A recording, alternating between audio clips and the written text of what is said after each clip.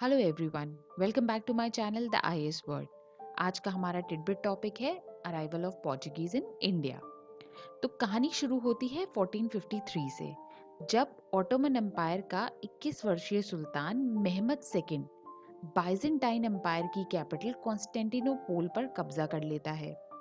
Constantinople Europe और Asia के बीच होने वाले ट्रेड रूट का मेन जंक्शन था, जो कि ऑटोमन एम्पायर के कब्जे में आने की वजह से यूरोप के लिए ब्लॉक हो गया था। और this blockage led to exploration of new routes to Asia. अब ये जो नया रूट मिलने वाला था, ये था सी रूट। इस सी रूट की खोज करते हैं पुर्तगाल के वास्को डिगामा। वास्को लिस्बन से अपनी यात्रा जुलाई 1497 में शुरू करते हैं और इंडिया के कैलकट पहुंचते हैं मई 1498 में।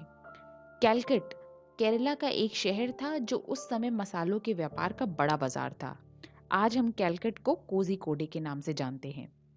कहते हैं कैलकट के राजा, जिनके लिए जमोरिन टाइटल यूज होता था, वास्को से मिलके बहुत ज्यादा इम्प्रेस नहीं हुए। ऊपर से वहां पे आग में घी का काम किया पहले से ही मौजूद हिंदू और मुस्लिम मर्चेंट्स ने। नतीजा ये हुआ कि वास्को और जमोरिन के बीच कंसेशनल ड्यूटीज को लेके कोई ट्रीटी साइन नहीं हो पाई और वास्को को डिसअपॉइंटेड होकर अगस्त में ही कैलकट छोड़ना पड़ा। वो कहते हैं ना, अगर आप किसी रास्ते पर चलने की ठान लें और एफर्ट्स डालने के बाद भी रिजल्ट नहीं आए तो हार नहीं माननी चाहिए, बल्कि उससे सीख लेकर दोबारा कोशिश करनी चाहिए। तो यही किया पुर्तगाल के राजा ने। उसने वास्को के अचीवमेंट्स और नॉलेज को अच्छी तरह एक्सप्लॉइट करने के लिए पेड्रो एल्वारेस कैब्रल की कमांड में ईयर 1500 में एक और जहाजी बेड़ा कैलकट की ओर रवाना किया, इस उम्मीद से कि अब जमोरिन के साथ कोई ट्रीटी साइन हो जाए और वहां पे एक फैक्ट्री स्टैब्लिश कर ली जाए। पेड्रो ये सब करने में सक्सेसफुल भी होता है, पर वहां के जो हिंदू और मुस्लिम मर्चेंट्स थे, उनको ये बात बिल्कुल अच्छी नहीं लग रही थी। उन्होंने पोर्चुगीज की फैक्ट्री में आग लगा दी और अल्टीमेटली उनके बीच लड़ाई हो गई, जिसकी वजह से पेड्रो को कैलकट छोड़कर कोचीन जाना पड़ा। अब कोचीन में पेड्रो को मिलता है राजा का प्यार और सारी favourable conditions for profitable trade and settlements, जिसकी वजह से धीरे धीरे मालाबार कोस्ट में इनकी प्रेजेंस स्ट्रांग होती है और 1505 में एस्टाडो द इंडिया यानी स्टेट ऑफ इंडिया स्टैब्लिश होता है। आपकी जानकारी के लिए बता दूं, Estado da India Cape of Good Hope से जापान तक फैले पोर्चुगीज एम्पायर को बोलते थे, which was largely a string of interconnected ports linked by regular trading fleets।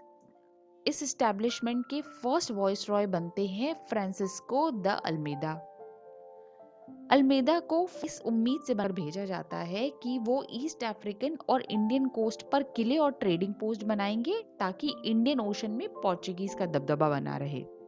Almeida 1509 में गुजरात के सुल्तान के साथ लड़ाई करते हैं, जिन्हें हम बैटल ऑफ द्यू के नाम से जानते हैं, और द्यू जीतकर इंडियन ओशन में पोर्चुगीज हेजिमनी स्टैब्लिश करते हैं। इसके बाद 1509 में ही दूसरे गवर्नर बनकर आते हैं अफांसो दी अल्बुकर्क। इन्होंने बीजापुर सुल्तान से 1510 में गोवा जीत लिया, पोर्चुगीज मैन और इंडियन वुमेन की शादी को बढ़ावा दिया, कैलकट के साथ खराब रिश्तों को भी सुधारा और वहां पर किले भी बनाए। इस तरह से देखा जाए तो 16वीं सेंचुरी पोर्चुगीज के लिए काफी सक्सेसफुल रहा। पर 17वीं सेंचुरी में इन्हें दूसरी यूरोपीय देशों से कड़ा मुकाबला करना पड़ा। साथ ही हिंदू मुस्लिम व्यापारी और लोकल रूलर्स के साथ दुश्मनी के कारण ये कमजोर होते गए।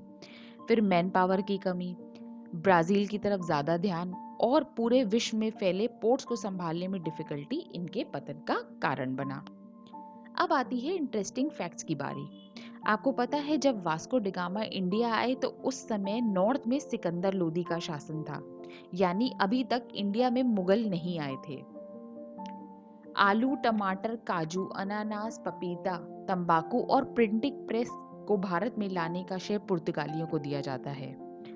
अपनी सुपीरियर नेवल पावर के कारण पुर्तगालियों ने काटा सिस्टम चलाया, जिसमें हर जहाज को कुछ रुपए देकर काटाज यानी कि लाइसेंस प्राप्त करना होता था। ये काटास जहाज में यात्रियों और उसमें पड़े माल की सुरक्षा की गारंटी होता था। अब ये जहाज चाहे प्राइवेट पार्टी का हो, चाहे रीजनल रूलर का हो, या फिर मुगल बादशाह अकबर की बेगम मरियम उस जमाने का ही क्यों ना हो। पुर्तगालियों ने 1530 में गोवा को अपनी कैपिटल बनाया। उससे पहले उनकी कैपिटल थी कोचीन, जो कि केरला की एक सिटी है। तो ये था हमारा आज का वीडियो। अगर आपको इन्फॉर्मेटिव लगा हो तो प्लीज़ लाइक कीजिए, फ्रेंड्स के साथ शेयर कीजिए और हमारे चैनल को सब्सक्राइब कीजिए। Thank you, take care and bye bye.